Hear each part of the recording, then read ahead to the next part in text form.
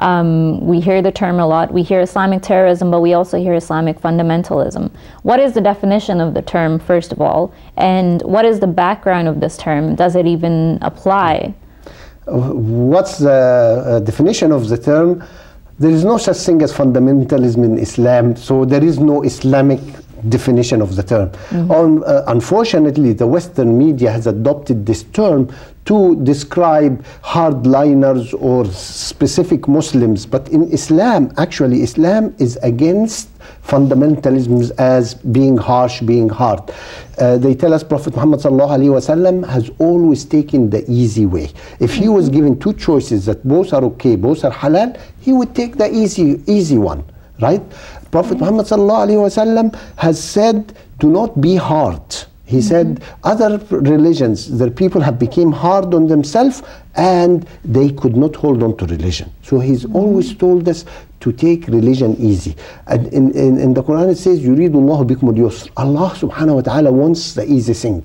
So this fundamentalism is nothing in Islam whatsoever. And as we remember the story of 3 young people who went to the wife of Prophet Muhammad sallallahu alaihi wasallam and said, describe him. And you know, she said, he is a family man and he prays at night and. So one of them said, I will pray every night. I will not sleep and pray every night. The other one said, I'll fast all the time. The third one said, I will not touch women. So when Prophet Muhammad ﷺ heard what they said, he brought them and said, what's this you say? I pray at night and I sleep. I get married and I fast sometimes and don't fast sometimes. This is my way of life. You want to be my follower? You follow my way. None of this hardliners, none of this I will do. And this is Islam. And we want to learn Islam, we learn from the life of Prophet Muhammad sallallahu alaihi wasallam. So this example shows there is no hardship. You know, it's Allah subhanahu wa ta'ala says this is a religion of the middle of the road. It's not to the left, it's not to the right, it is the middle. We are a middle nation, and anybody whose hardship, and yes, I'm not saying there isn't, there is some Muslims who kind of adopt weird ideas, but really they are not followers of Prophet Muhammad sallallahu alaihi wasallam, because he has always taken the easy thing. He's told us Islam is wonderful and Islam is easy, so don't make it hard on yourself. So those who make it hard, it's their problem. They have nothing to do with Islam.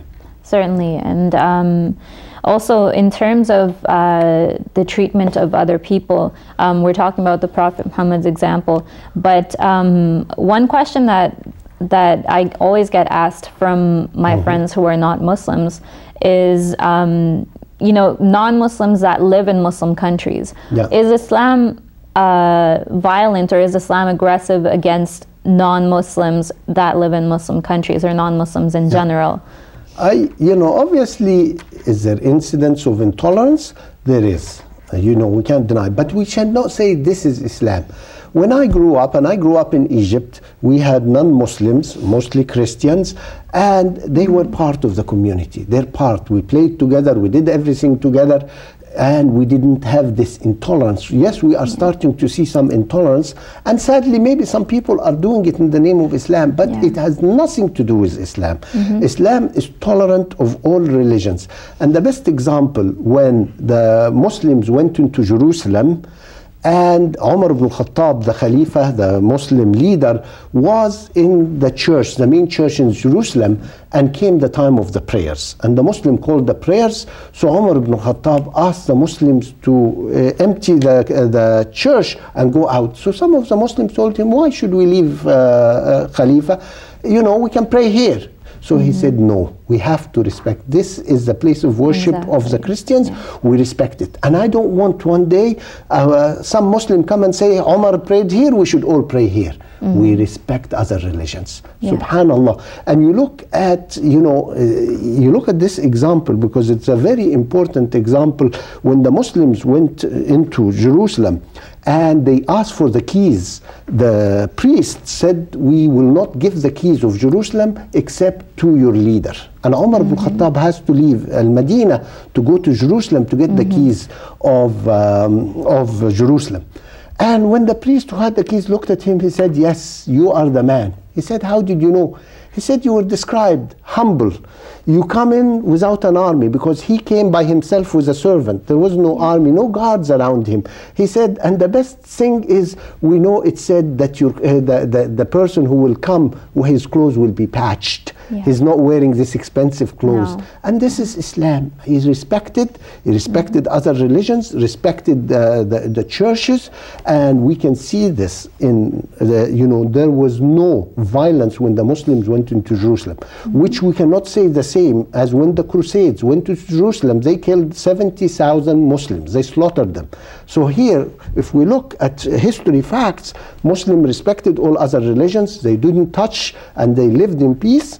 And it was the opposite when the crusade came. They're the ones who would not accept the peace. So Islam respect other religions, ask us to be tolerant of other religion. Rasul sallallahu alaihi wasallam, when he was in Al-Madinah, there was other religions, and he respected that. And that's very important.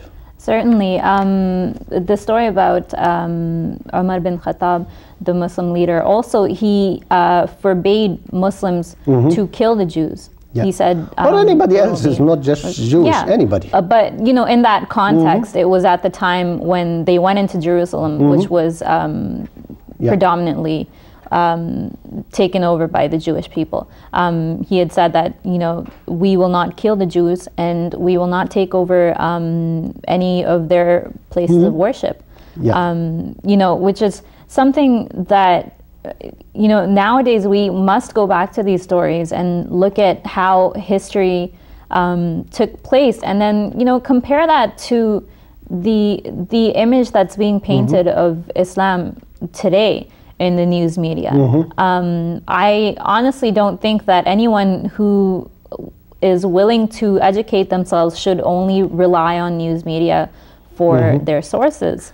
Yeah, no, as I mentioned earlier, go and read about the life of the Prophet Muhammad, and then you will understand how tolerant, how loving he was. And another example, Umar ibn Khattab, they tell us through history, he's the one who established what you can call a modern state. In a modern state, has ministries and and when he was the ruler of the Islamic State at the time, he instated welfare. The poor gets welfare. And yet, one time he was walking in the streets and he found a beggar. So it kind of puzzled his mind. We are a welfare state, we give welfare, So he asked to bring this man. And the man came and he said, why are you begging? Why aren't you taking from the state? So he told him, I'm a non-Muslim. And the law says that non-Muslims don't get welfare. So he asked his assistant, who said this? They told him, well, this was the law. He said, did we collect tax from them? They said, yes. He said, if we collected tax with them when they were able, we pay them when they're not able. And he changed the law that everybody gets welfare, whether they're not Muslims or non-Muslims, because they are taxpayers. And honestly, when you study the history of Umar al-Khattab, he is the first, established the first modern state, based on Islamic rules. And a lot of the things we see in Canada now, this wonderful society we live in, no discrimination, everybody's equal in front of the law, and subhanallah, you see it at the time of early Islam. Another example that I like, they say Ali ibn Abi Talib, again, he was the leader and the Khalifa, and he had lost something. And then he seen it with a non-Muslim, and he told him, this is mine. The non-Muslim told him, no, it's not yours, it's mine. So they went to the judge, and in front of the judge was the non-Muslim and Ali ibn Abi Talib, the Khalifa, the governor, and he said, this thing is mine. The other man said, no, it's not mine. So the judge told Ali, do you have witnesses? He said, yes, my son and my servant will testify this is mine.